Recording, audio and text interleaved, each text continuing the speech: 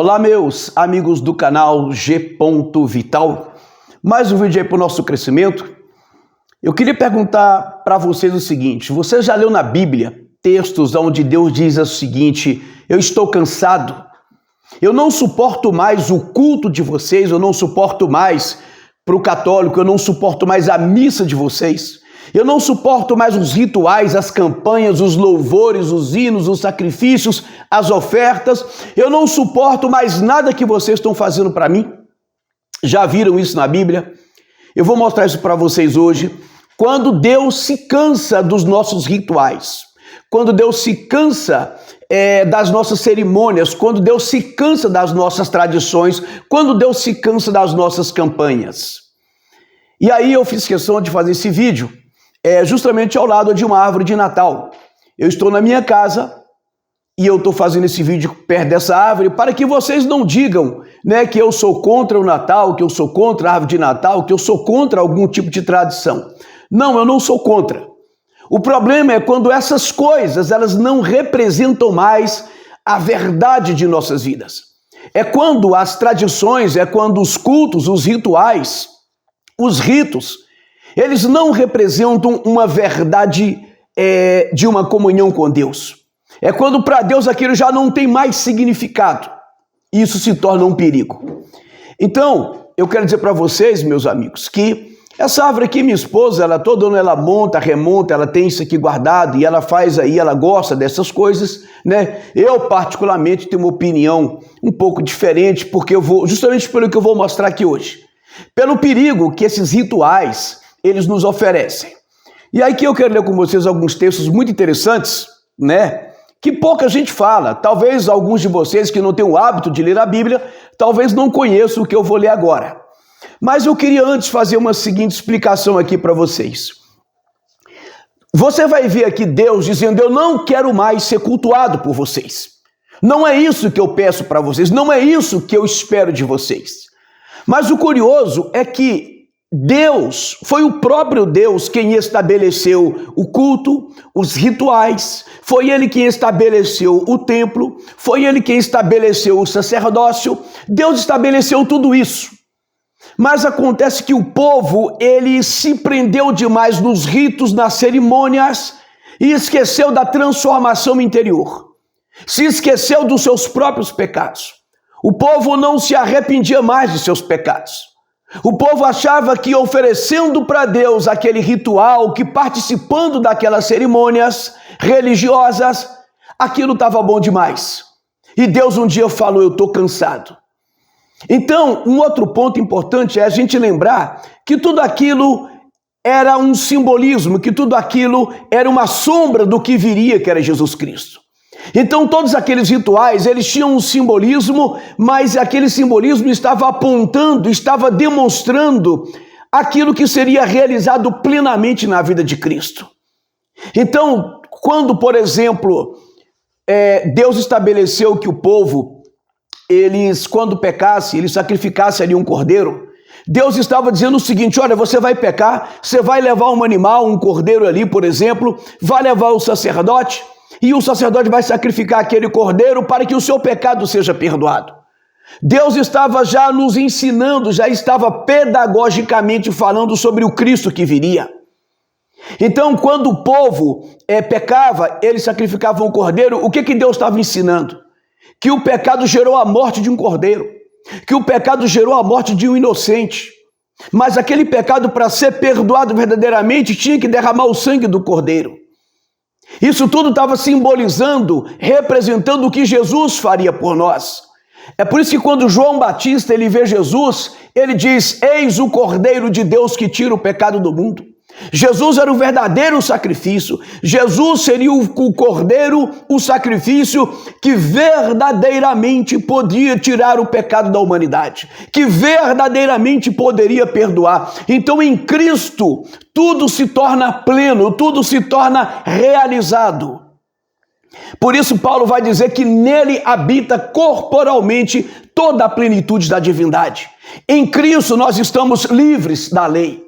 Em Cristo nós estamos libertos dos rituais. Em Cristo os rituais não fazem mais sentido, porque ele se tornou a plenitude de todas as coisas. Por isso que uma vida em Cristo é uma vida nova, é uma vida de transformação. É por isso que a Bíblia vai falar sobre novidade de vida. Mas vamos aqui aos textos bíblicos. Isaías capítulo 1, a partir do versículo 11. Olha o que Deus fala para Israel. Israel que era cheio de tradições, Israel que era cheio de rituais, Israel que tinha culto todos os dias. Deus um dia vira para ele e fala o seguinte, para Israel. Deus fala, para que vocês me oferecem tantos sacrifícios? Pergunta o Senhor. Para mim chega de holocaustos de carneiro e de gordura de novilhos gordos. Não tenho, observe, não tenho nenhum prazer de sangue de novilhos, de cordeiros e de bodes. Quando vocês vêm à minha presença, quem lhes pediu que pusessem os seus pés nos meus átrios?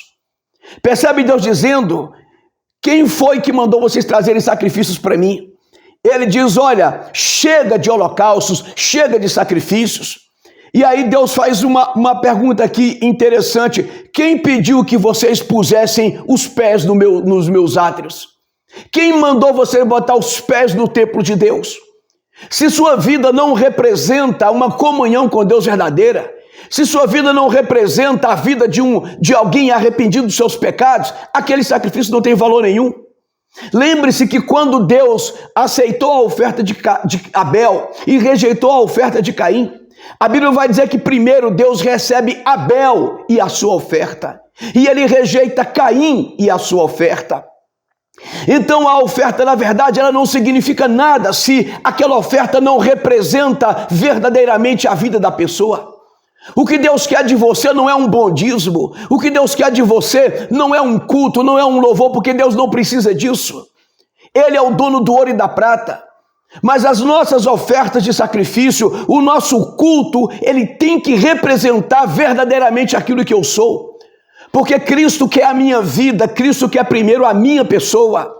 E tudo aquilo que eu ofertar para Deus vai representar aquilo que eu sou. Se Deus não me vê como um verdadeiro filho, se Deus não me vê como alguém obediente, se Deus não me vê como alguém temente, de nada vai servir aquilo que eu estou ofertando a Deus. E Deus segue aqui dizendo... Ele vai dizer, olha só, parem de trazer ofertas inúteis. Isaías capítulo 1, versículo 13, parem de trazer ofertas inúteis. O incenso de vocês é repugnante para mim.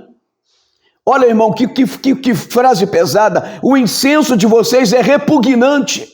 Deus está repugnando o sacrifício, Deus está repugnando o incenso, Deus está repugnando o teu culto, Deus está repugnando a tua missa por causa da tua vida que não tem compromisso direto com Ele, por causa da tua vida que não foi transformada. Se a nossa vida não foi transformada por Cristo, de nada vai servir os nossos rituais. Então Deus segue dizendo aqui, o incenso de vocês é repugnante para mim. Luas novas, sábados e reuniões, não consigo suportar as suas assembleias, as cheias de iniquidade. Você está entendendo Deus falando? Eu não consigo suportar as vossas assembleias. As vossas assembleias. Ou seja, os cultos, as reuniões, eclésia, que foi traduzido pela palavra igreja. Deus está cansado, ele diz, eu não suporto mais as reuniões de vocês. Vocês estão compreendendo? Que não adianta frequentarmos igreja se verdadeiramente não formos igreja. Fica uma discussão boba, desculpe a palavra, até idiota nas redes sociais. Porque a minha igreja é a verdadeira, porque a minha igreja, não interessa qual é a sua igreja, se você verdadeiramente não for igreja. Se você não foi lavado, se você não se arrependeu dos seus pecados, Deus está cansado daquilo que você faz. Se a tua vida não primeiro agradar a Deus. Seguindo aqui, Deus continua dizendo, suas festas de lua nova, as suas festas fixas, eu as odeio. O curioso é que foi Deus que estabeleceu essas festas, mas essas festas não tinham valor em si mesmas. Essas festas não eram o objetivo em si, não era o propósito da festa pela festa ou para a festa. mas aquilo tinha que ter um significado real na vida. Aquelas festas traziam um ensinamento para a vida. Se era uma festa de gratidão, ela tinha que realmente ser feita por pessoas que fossem gratas a Deus. Mas tudo isso foi concretizado na vida de Cristo. Então Deus vai dizer o seguinte, olha que texto pesado aqui também: tornaram-se um fardo para mim, não as suporto mais. Deus repete aqui, não suporto mais. Ele tinha dito aqui anteriormente, não consigo suportar as vossas assembleias, ou seja, as vossas reuniões. Agora ele não suporta mais as festas. Versículo 15: quando vocês estenderem as mãos em oração, esconderei de vocês os meus olhos, mesmo que multipliquem as suas orações, não as escutarei. Você está entendendo, meu irmão? Deus está dizendo, olha, quando você estende a mão para orar para mim, eu viro os meus olhos, eu escondo os meus olhos das suas orações, e ele fala, eu não vou escutar a sua oração. É pesado isso, mas é porque isso aqui representa o verdadeiro estado espiritual daquele povo, e às vezes isso representa o verdadeiro estado espiritual da nossa vida. Eu não vou escutar, é Deus quem está dizendo.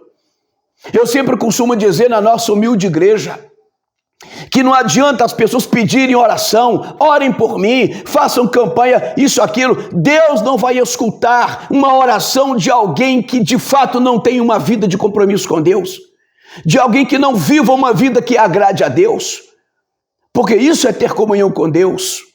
Mas ele continua dizendo aqui, as suas mãos estão cheias de sangue, lavem-se, limpem-se, removam as suas más obras para longe da minha vista, parem de fazer o mal, aprendam a fazer o bem, busquem a justiça, acabem com a opressão, lutem pelos direitos do órfão, defendam a causa da viúva, venham, vamos refletir juntos, diz o Senhor. Deus não está aqui, não é pedindo ação social, como muita gente fala, não. Não é só porque a religião verdadeira é cuidar do órfão e da viúva, como o Tiago diz. Não é só isso. Isso faz parte. Mas o que Deus está dizendo é que se entre vocês tem pessoas desamparadas, se entre vocês tem pessoas que estão precisando de ajuda, é porque vocês estão sendo injustos, é porque vocês perderam o amor pelo próximo. Consequentemente, tudo isso é fruto do pecado. Não é fazer o bem que agrada a Deus. Isso também seria um ritual, se não for fruto de uma vida transformada por Deus. Por isso ele vai dizer aqui, venham, vamos refletir juntos, diz o Senhor. Deus está te chamando para uma reflexão junto com Ele.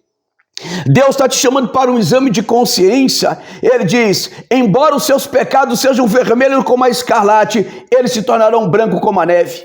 Embora não sejam rubros ou vermelhos como a púrpura, eles serão como a lã, eles se tornarão.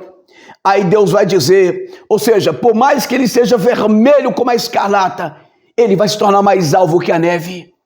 Esse é o resultado do perdão de Deus, transformar as nossas vidas. Versículo 19, ele vai dizer, se vocês estiverem dispostos a obedecer, comerão os melhores frutos dessa terra.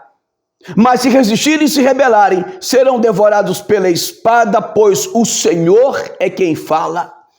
Deus está dizendo, vocês estão dispostos a obedecer e a viver uma vida na minha presença de obediência, de temor, de santidade, de retidão, então vocês serão abençoados.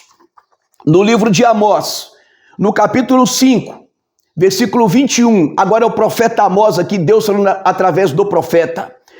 Eu odeio, sim, palavra de Deus, eu odeio e desprezo as suas festas religiosas. É Deus quem está dizendo, eu odeio e desprezo as suas festas religiosas. Não suporto mais as suas assembleias solenes. Meu querido, você está achando que Deus se alegra só porque você frequenta um culto? Que Deus está satisfeito porque você frequenta uma missa, porque você celebra as suas tradições, porque você realiza todas as suas campanhas, porque você dá um bom dízimo, porque você canta bem, porque você prega bem, porque você é um bom teólogo, porque a sua igreja é grande, porque a sua igreja é cheia, porque a sua igreja é rica. Deus está dizendo, eu odeio e desprezo as suas festas religiosas. Porque o que mais nós temos hoje, seja entre católicos ou evangélicos, o que mais nós temos hoje são igrejas cheias de pessoas vazias. São igrejas que estão indo lá apenas para cumprir rituais. São pessoas que aprenderam a buscar virtude por si mesmas. São pessoas que estão indo para a igreja atrás de milagres, atrás de campanhas, atrás de prosperidade. Não estão mais indo para a igreja porque reconhecem os seus pecados e querem uma mudança de vida. A verdadeira mensagem do evangelho fala de arrependimento de pecados. A verdadeira mensagem do evangelho fala de mudança de vida. O profeta segue aqui: mesmo que vocês me tragam holocaustos e oferta de cereal, isso não me agradará. Mesmo que me tragam as melhores ofertas de comunhão, não darei a menor atenção a elas. Afastem de mim, diz o Senhor. Aqui, versículo 23, Amós capítulo 5, 23, Deus diz: afastem de mim o som das suas canções e a música das suas liras. Deus está dizendo: afasta de mim o som das suas canções. Não é porque você se reúne e diz que é louvor que Deus recebe como louvor.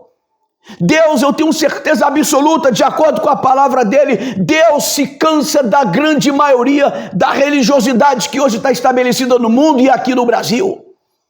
Deus não precisa dessas coisas, eu vou ler para você daqui a pouco.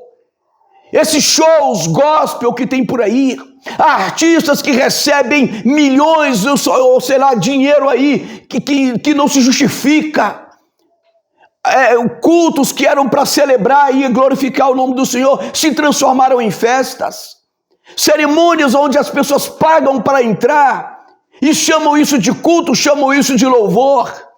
Deus está dizendo, ele rejeita: afasta de mim o teu louvor, afasta de mim o teu instrumento, porque Deus não vai ouvir isso, porque não é fruto de uma mudança verdadeira, não é fruto de um louvor real. Deus está cansado dessas cerimônias religiosas, é o que ele está dizendo aqui, e ele diz: afasta de mim, em vez disso, corra a retidão como o rio, e justiça como um ribeiro perene. Deus está dizendo, ao invés dessas cerimônias, ao invés desses louvores, ao invés desses instrumentos que eu não quero ouvir, dessas orações que eu não vou escutar, ele diz: deveria estar correndo justiça como um rio, deveria estar jorrando um rio de justiça no meio de vocês. Mas lembre-se que justiça na Bíblia, a palavra justificado na Bíblia, é aquele que tem o seu pecado perdoado. É aquele que está debaixo da justiça divina, ou seja, que aceitou a justiça divina executada na pessoa de Cristo. Porque se nós somos justos, é porque o nosso pecado foi perdoado, é porque a nossa dívida foi quitada. Por isso somos justificados, porque o nosso pecado, a nossa dívida que tínhamos com Deus, ela foi quitada, ou seja, a justiça foi feita em Cristo. A minha dívida não existe mais, o meu crime não é mais considerado crime no sentido de pecado, porque Jesus pagou aquilo que eu deveria pagar. Então a justiça divina foi feita, executada na pessoa de Cristo. Agora vamos seguir aqui. No livro de Salmo, tem também um texto muito interessante, que Deus também mostra o seu cansaço. Eu separei só esses três, mas há diversos na Bíblia. Olha o que Deus diz no Salmo de número 50. Ouça, meu povo, pois eu falarei. Vou testemunhar contra você, Israel. Para quem acha que Deus ama Israel só porque Israel é Israel. Para quem acha que Israel é escolhido só porque Deus um dia chamou Israel. Esquecem que Deus chamou Israel para, através de Israel, ele trazer o seu filho. Mas Israel rejeitou, Israel negou o Messias e até hoje está aguardando o Messias. Então vamos seguir aqui. Ouça, meu povo, pois eu falarei, vou testemunhar contra você, Israel. Eu que sou Deus, o seu Deus. Não o acuso pelos seus sacrifícios nem pelos seus holocaustos que você sempre me oferece. O que Deus quer dizer? Eu não vou te acusar pelos sacrifícios porque você está fazendo. Não é por falta de sacrifício que eu vou reclamar. O que eu vou acusar vocês não é porque está faltando o sacrifício, porque tem até demais. O problema é outro. Aí Deus segue aqui explicando: não tenho necessidade de nenhum novilho dos seus estábulos, nem dos bodes dos seus currais, pois todos os animais da floresta são meus, como as cabeças de gado aos milhares nas colinas. Você está entendendo, meu irmão? Deus está dizendo: eu não preciso dos bodes, eu não preciso dos carneiros, eu não preciso da sua oferta, porque tudo é meu. A Bíblia diz que do Senhor é a terra e toda a sua plenitude. Meu querido, deixa eu te falar uma coisa: o que é que você pode oferecer para Deus que já não lhe pertença antes? O que é que você pode levar para Deus que já não seja dele?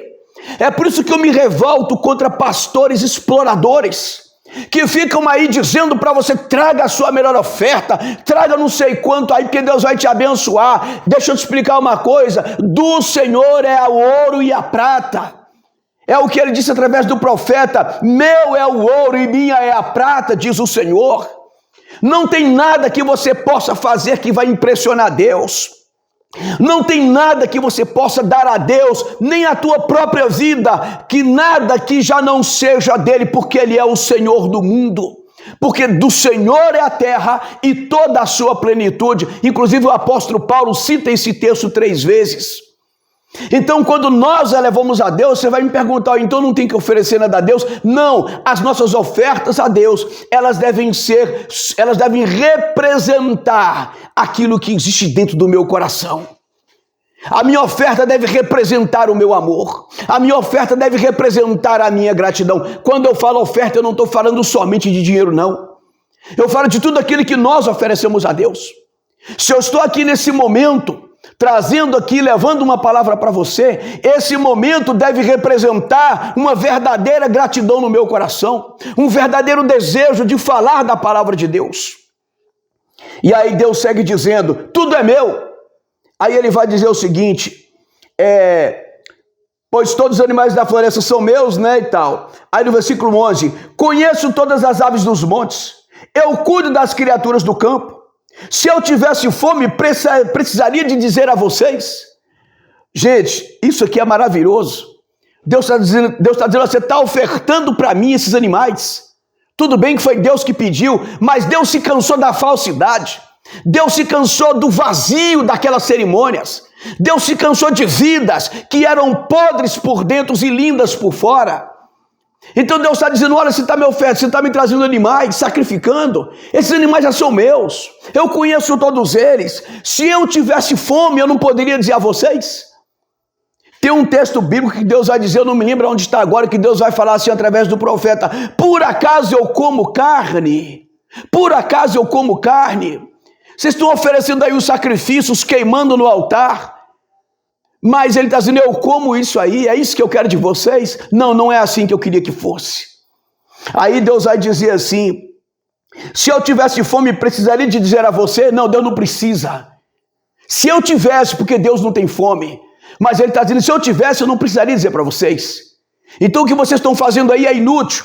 Aí ele vai dizer: pois o mundo é meu e tudo que nele existe. O mundo é meu e tudo que nele existe. Deus está dizendo: olha, Israel, não tem nada que você possa trazer a mim que já não seja meu antes. Eu queria só que vocês entendessem o sentido disso. Eu queria que vocês compreendessem que pecado gera morte, que pecado gera derramamento de sangue, que todo o mal que vocês sofrem por causa do pecado. Aí Deus vai dizer: acaso como carne de touros ou bebo sangue de bodes? Esse é um outro texto que Deus está dizendo: acaso eu como carne de touros? Acaso eu bebo sangue de bodes? Vocês estão me oferecendo rituais aí que na verdade não é para mim. Olha que texto maravilhoso. Ofereça a Deus em sacrifício a sua gratidão. Versículo 14. Ofereça a Deus em sacrifício a sua gratidão. Cumpra os votos para com o Altíssimo e clame a mim no dia da angústia e eu o livrarei e você me honrará. Entre os evangélicos, eu falo porque eu sou um pastor evangélico, é muito comum a gente abrir a Bíblia nesse versículo aqui e dizer: clama a mim no dia da angústia e eu o livrarei e você me honrará. Aí a gente pega versículo porque é de bênção, né? Versículo de promessa. Mas esquece que Deus está dizendo nesse contexto o seguinte: olha, eu estou cansado dos seus rituais, das suas cerimônias, eu não como carne, eu não bebo sangue. Então, se você quer me oferecer, me ofereça a tua gratidão e clame a mim no dia da angústia, e eu te responderei e você me glorificará. Mas o ímpio diz, versículo 16, o ímpio diz: que direito você tem de recitar as minhas leis? Deus está dizendo ao ímpio Deus diz: que direito você tem de recitar as minhas leis e de ficar repetindo a minha aliança? Olha, gente, que profundo isso aqui. Deus está dizendo: com que direito você está usando a palavra dele? Com que direito você está repetindo as alianças? Com que direito você está recitando a palavra dele, está usando a palavra dele, se o teu coração não foi transformado, se o teu coração não foi entregue a Deus ainda, se a tua vida não foi entregue a Deus? Com que direito você está usando a palavra dele? Com que direito você abre a boca e diz que está entoando hinos de louvor? Deus está dizendo: eu não vou escutar, eu não vou escutar. Aí ele vai continuar dizendo aqui: pois você odeia a minha disciplina e dá as costas às minhas palavras. Quanta rejeição à palavra de Deus nós temos visto ultimamente. Quanta rejeição. Estamos trocando a palavra de Deus pelas tradições. Estamos trocando a verdadeira palavra que alimenta pelos rituais.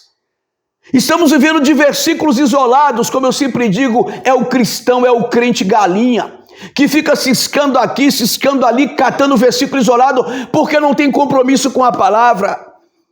Como que eu vou ter uma vida com Deus se eu não conheço a palavra dele? Porque foi aqui que ele se expressou, foi aqui que ele se tornou conhecido, foi aqui que ele se revelou. O cristianismo é a religião que nós chamamos da revelação, aonde nós acreditamos que Deus se revelou através da palavra e através do seu próprio Filho, o Verbo que se fez carne. Duas formas especiais de revelação: a palavra inspirada e o Verbo que se fez carne, e Deus habitando entre os homens. De nada adianta celebrarmos um Natal, de nada adianta termos isso dentro de casa, até porque isso aqui não tem nada a ver com Jesus, né? Mas isso aí já é outro assunto. Mas vamos lá. Pois você odeia a minha disciplina e dá as costas às minhas palavras. Você vê um ladrão e já se torna seu cúmplice, e com adúltero se mistura.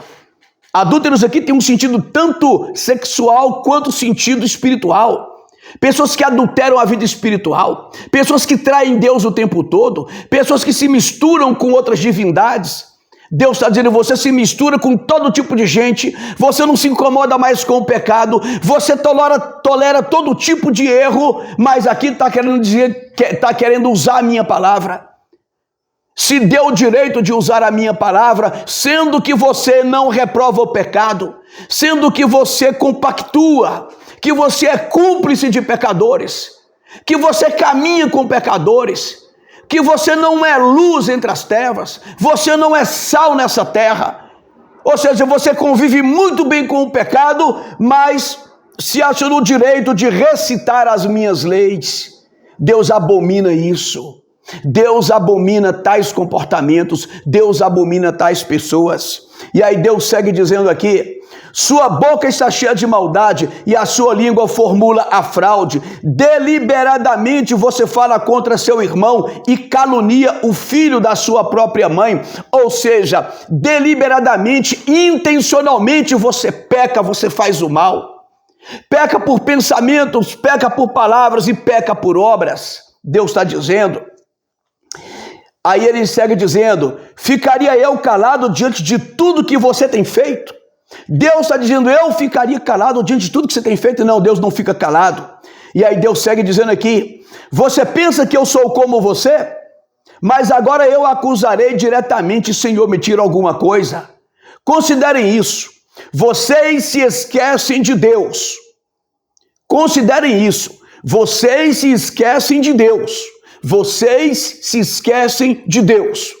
Nos esquecemos na hora de pecar, na hora de mentir, na hora da preguiça de ler a palavra, preguiça de conhecer a palavra, preguiça de orar, preguiça de fazer o bem, preguiça de perdoar. Nós nos esquecemos de Deus o tempo todo. E Deus está dizendo, caso contrário, caso você não se arrependa, eu despedaçarei, sem que ninguém os livre. Quem me oferece sua gratidão como sacrifício, honra-me. Quem me oferece a sua gratidão como sacrifício, honra-me. O que é que o salmista está dizendo para nós aqui? O salmista está dizendo, aquele que me oferece a sua gratidão como sacrifício está me honrando. Quer honrar a Deus? Ofereça a sua gratidão. Eu só quero deixar aqui para vocês o Salmo 51, para encerrar. Quando o salmista, todo mundo conhece o pecado de Davi com Batseba. Depois que Davi comete aquele pecado, aquele terrível pecado que foi muito além de um adultério. Foi muito além de um adultério. Não vou entrar aqui em detalhes. Mas o salmista, arrependido do seu pecado, o salmista vai pedir para Deus o seguinte: tem misericórdia de mim, ó Deus, por amor do teu amor, por tua grande compaixão, apaga as minhas transgressões. Isso é a oração de um homem arrependido. Eu quero deixar para você esse modelo. Eu quero deixar para você essa palavra de esperança, arrependimento. A mensagem de João Batista, arrependei-vos e convertei-vos. A mensagem de Cristo, arrependei-vos, porque é chegado o reino dos céus. A mensagem de Pedro e dos apóstolos, arrependei-vos e convertei-vos. Arrependam-se. Arrependam-se verdadeiramente de seus pecados. O salmista arrependido aqui, ele diz, pois eu mesmo reconheço as minhas transgressões. Nós conhecemos geralmente as transgressões dos outros. O salmista diz, eu reconheço as minhas transgressões e o meu pecado me persegue. Olha como Davi se incomodava com o pecado. O meu pecado me persegue. Eu reconheço as minhas transgressões. O apóstolo Paulo diz lá em Coríntios, examine o homem a si mesmo. O salmista diz, contra ti, só contra ti pequei e fiz o que tu reprovas. Ele está admitindo. De modo que a tua justiça e a tua sentença, tu tens razão em condenar-me, Deus. Eu sei que sou pecador desde que nasci, sim, desde que me concebeu minha mãe. Sei que desejas a verdade no íntimo. O que é que Deus deseja? A verdade dentro de cada um de nós. Um dia nós vamos trabalhar o conceito de verdade na Bíblia, mas Deus quer uma vida verdadeira e não uma vida baseada em rituais. Aí o salmista diz no versículo 9, no versículo 7, purifica-me com esopo e ficarei puro. Lava-me e mais branco do que a neve eu serei. Faz-me ouvir de novo o júbilo de alegria e os ossos que esmagaste exultarão. Esconde o rosto dos meus pecados e apaga as minhas iniquidades.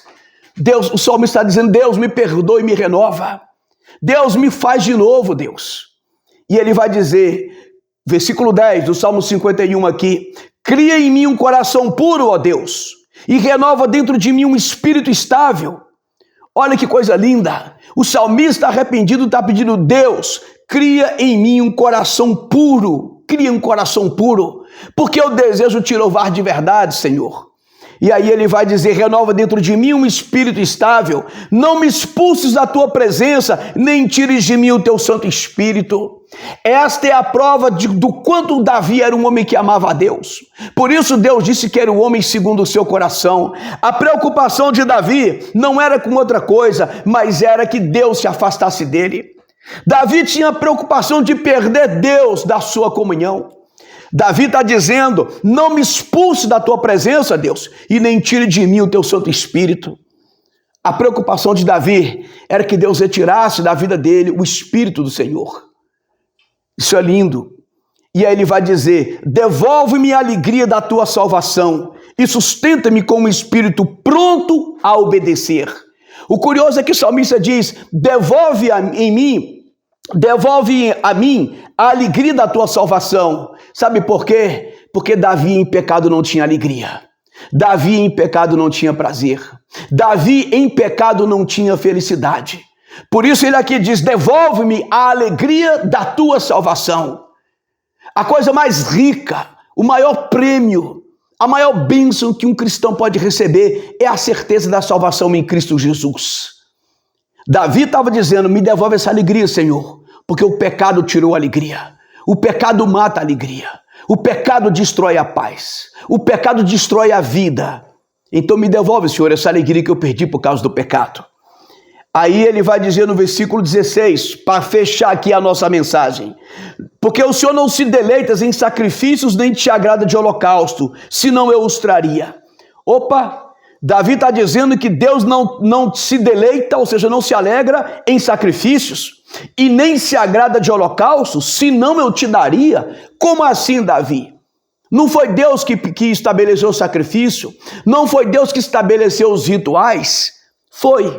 Mas Davi entendia que aquilo tinha um simbolismo, que aquilo estava apontando para Cristo. Esses homens compreendiam aquilo que Deus havia prometido, que era a salvação através de Jesus Cristo. Então Davi disse: olha, eu não vou te oferecer sacrifício, Deus, eu não vou te oferecer, porque eu sei que o Senhor não recebe. Não é isso que o Senhor quer. O Senhor não quer que eu vá no templo apenas por ir. O Senhor não quer que eu mate animal. Não, o Senhor quer que eu me arrependa. O Senhor quer que eu me arrependa e que eu mude de vida, para que esses sacrifícios não sejam mais necessários. Então, ele vai dizer no versículo 17: os sacrifícios que agradam a Deus são um coração quebrantado e contrito, ó Deus, tu não desprezarás. Você está entendendo? Davi fecha aqui a mensagem dele dizendo: os sacrifícios que agradam a Deus são um espírito quebrantado e um coração quebrantado e contrito, Deus não desprezará. Ou seja, o sacrifício que agrada a Deus é um coração contrito, é um coração esmiuçado, é um coração quebrado pela dor do pecado, pelo arrependimento do pecado. Essa é a ideia do coração contrito, é aquele coração que foi quebrado pela dor, pelo arrependimento, é a tristeza verdadeira pelo fato de termos pecado contra Deus. Então, eu quero fechar essa mensagem aqui e encerrar dizendo o seguinte para vocês: reflitam nisso o ano inteiro e entendam: o que Deus quer de você é uma vida na presença dele. O que Deus quer de você é uma vida verdadeiramente transformada por Cristo, uma vida de arrependimento. Ainda que você caia, mas você vai se levantar e vai continuar a sua caminhada em Cristo, porque Ele é o caminho, Ele é a verdade e Ele é a vida. E não há outra forma de chegar a Deus a não ser por Ele. Que Deus abençoe a todos vocês, que vocês tenham um 2025 abençoado na presença do Senhor, e que independente do que aconteça, a sua paz não seja perdida, porque aquele que está em Cristo jamais vai perder a sua paz. Que Deus abençoe a todos.